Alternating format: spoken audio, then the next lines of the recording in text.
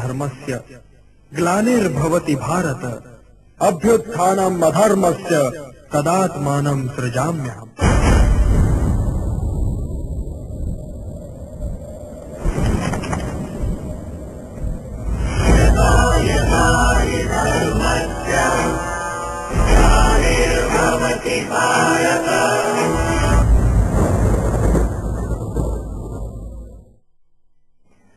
नमस्कार, बहुत स्वागत है आपका हमारी इस खास पेशकश में। विश्वास जानिए, ये मेरे लिए भी उतनी महत्वपूर्ण है और दिलचस्प है जितनी आपके लिए होने वाली है। दरअसल ये सवाल आज का नहीं है, ये हजारों लाखों साल पुराना सवाल है कि जिन भगवानों को हम पूजते हैं, जिनमें हम आस्था रखते हैं, विश्वास रखते हैं, वो कभी थे भी या नहीं थे। महाभारत एक ग्रंथ है, एक कहानी है, या सचमुच इतिहास है? ये कुछ ऐसे सवाल हैं जिनके जवाब नहीं मिल पाए। आज आपको उनके जवाब मिल पाएंगे और इसमें मदद करेंगे डॉक्टर मनीष पंडित, जो कि बेसिकली यूनाइटेड किंगडम में डॉक्टर हैं। उनके साथ हम बातचीत करेंगे और उन्होंने ऐसा क्या किया है, इंग्लैंड में रहते हुए भारत चक्कर लगाते लगाते ऐसा क्या किया, क्या रिसर्च किया जिससे साबित होता है। ये तमाम चीजें और इनका खुलासा, इन सवालों के जवाब आपको मिलेंगे हमारी इस खास पेशकश में। यदा यदा हि धर्मस्य ग्लानिर्भवति भारत अभ्युत्थानम् अधर्मस्य तदात्मानं सृजाम्यहम्।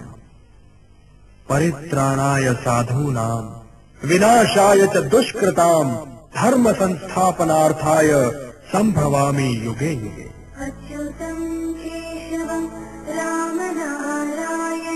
कृष्ण परमात्मा है, कृष्ण सखा है, कृष्ण महागुरु है, कृष्ण हर युग के हैं और आने वाले हर युग में मौजूद रहेंगे। उनके उपदेश महज शब्दों का जाल नहीं, उनकी लीलाएं कोई छलावा नहीं, बल्कि वो सच है जिनका सामना मानव जाति को अपनी जिंदगी के किसी न किसी पड़ाव पर करना ही पड़ता है।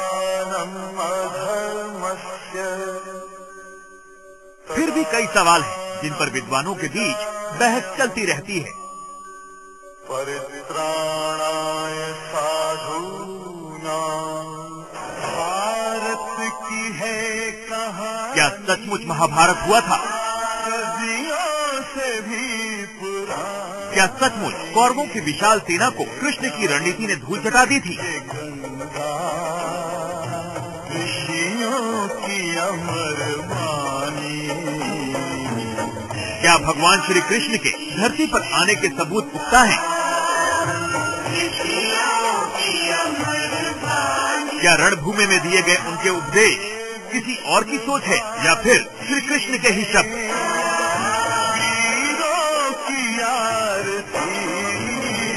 सबसे बड़ा सवाल, क्या श्री कृष्ण ने जन्म लिया था तो हिंदुस्तान का हर शख्स आज श्री कृष्ण से जुड़े रहस्यों को जानने के लिए तैयार हो जाए, क्योंकि ब्रिटेन के बर्मिंघम में रहने वाले न्यूक्लियर कार्डियोलॉजिस्ट डॉक्टर मनीष पंडित ने श्री कृष्ण के अस्तित्व को लेकर एक बेहद दिलचस्प रिसर्च किया है। इस रिसर्च पर आधारित उनकी डॉक्यूमेंट्री कृष्णा हिस्ट्री और मिथ हम आज आपको लाइव स्पेशल में दिखाने जा रहे हैं। यही है महाभारत पर आज की महा रिपोर्ट। श्री कृष्ण और महाभारत से जुड़े रहस्यों का पूरा सच जानने के लिए अगले 60 मिनट तक देखते रहिए हमारी ये खास पेशकश।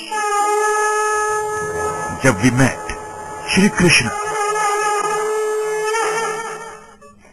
डॉक्टर मनीष पंडित से आपका तारुफ मैंने शुरुआत में ही करा दिया है। इन्हीं की डॉक्यूमेंट्री का जिक्र अभी आपने हमारी इस रिपोर्ट में भी देखा। तो मुझे लगता है डॉक्टर पंडित, मैं बहुत एक्साइटेड हूँ इस डॉक्यूमेंट्री को देखने के लिए और उतने ही एक्साइटेड दर्शक भी होंगे। तो आपसे बातचीत करते हैं, लेकिन अभी मिलकर मैं, आप और तमाम दर्शक देखते हैं आपकी वो डॉक्यूमेंट्री और उसमें किस तरह से इन रहस्यों पर से पर्दा उठाया है डॉक्टर पंडित ने। कैसे लॉजिकली और साइंटिफिकली, ये बहुत स्ट्रेस देकर कहा जाता है कि अगर थे तो लॉजिकली बताइए, साइंटिफिकली बताइए, तो कैसे इसमें साबित हुआ कि श्री कृष्ण थे लॉजिकली, साइंटिफिकली, आप खुद देखिए। यदा यदा हि धर्मस्य ग्लानिर्भवति भारत अभ्युत्थानम् अधर्मस्य तदात्मानं सृजाम्यहम्।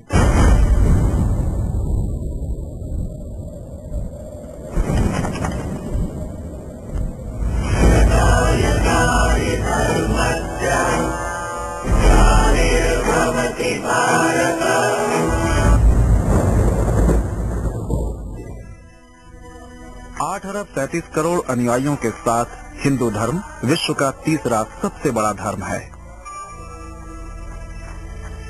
ईसाई धर्म या इस्लाम धर्म से पुराना हिंदू धर्म अविवादित रूप से विश्व का प्राचीनतम संगठित धर्म है। हिंदू धर्म के अनुयायी सनातन धर्म में पूर्ण विश्वास रखते हैं और निसंदेह ये एक ऐसा धर्म है जो कृष्ण को सर्व देवताओं में सर्वोच्च मानकर अन्य देवताओं को मान्यता प्रदान करता है। सदियों से यहाँ के लोग उन सर्वोच्च भगवान की आराधना करते हैं। वो हैं ब्रह्मा, ब्रह्मांड के सृष्टिकर्ता, शिव, विनाश करने वाले, और विष्णु, पालन करता। अधिकांश हिंदू पूजन विधि में विष्णु को हमेशा अच्छे एवं बुरे के बीच संयम बनाए रखने वाला मानते हैं। जब भी यह संयम बिगड़ता है तो वो पृथ्वी पर अवतार लेते हैं और सौहार्द कायम करते हैं। हिंदू धर्म के अनुसार भगवान के इस धरती पर 10 अवतार होंगे और अभी तक 9 अवतार हो चुके हैं। 10वां अवतार होना अभी शेष है।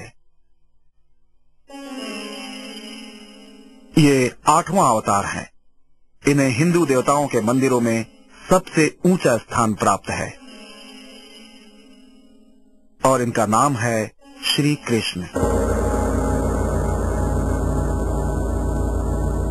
जीसस और कृष्ण के जीवन के बीच समानताओं पर कुछ विद्वानों द्वारा विचार किया गया। उनमें से गॉस्पेल द्वारा किया गया जीसस के जीवन का वर्णन कृष्ण के जीवन की बहुत पहले की कहानी पर आधारित है। एक दूसरा सिद्धांत है कि कृष्ण जीसस के पिता हैं, जैसा कि जीसस ने गॉस्पेल में कहा है। स्वाभाविक रूप से इस बात को ईसाई अपने ईश्वर की निंदा मानते हैं, जबकि कुछ लोग ऐसे भी हैं जो इन दोनों मतों में किसी भी प्रकार की भिन्नता नहीं मानते। पंकज आंग्रेदास वैसे तो मूल रूप से लंदन से हैं, लेकिन अब वो भारत में ही रहते हैं। वे अभी भी बहुत से मूल ईसाई मान्यताओं को मानते हैं, किंतु अब हरे कृष्ण के परम भक्त हो गए हैं। कुछ लोग मुझसे पूछते हैं कि आप कैसे भारत आए? अपनी संस्कृति छोड़ आपने अपना विश्वास त्याग दिया। आप ईसाई पृष्ठभूमि से आते हैं, फिर भी आप कृष्ण की पूजा क्यों करते हैं?